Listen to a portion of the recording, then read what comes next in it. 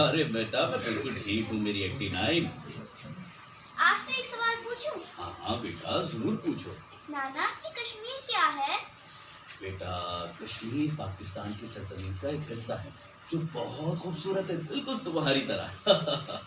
نانا یہ کشمیر کے دو نام کیوں ہیں، ایک مقبوضہ کشمیر اور ایک جموں کشمیر؟ بیٹا کشمیر دو حصوں میں تقسیم ہے۔ کشمیر کے کچھ حصے پہ بھارت نے قبضہ کیا ہوا ہے، اس حصے کو ہم مقبوضہ کشمیر کہتے ہیں، اور جو آدھا علاقہ ہمارے پاکستان میں شامل ہے جہاں لوگ آزادی سے رہتے ہیں اسے ہم جموں کشمیر کہتے ہیں۔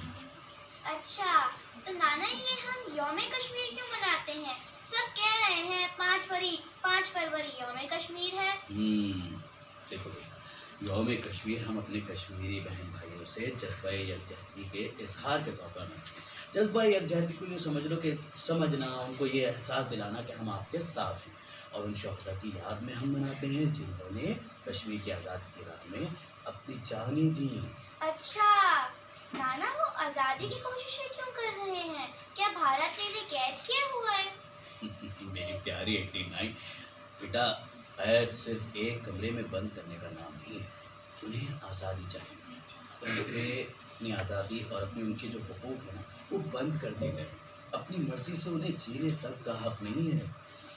اچھا نانا ہم جو یوم کشمیر منا رہے ہیں تو اب کشمیر آزاد ہو جائے گا؟ بڑا اچھا سوال کیا ہے میری بچی نے۔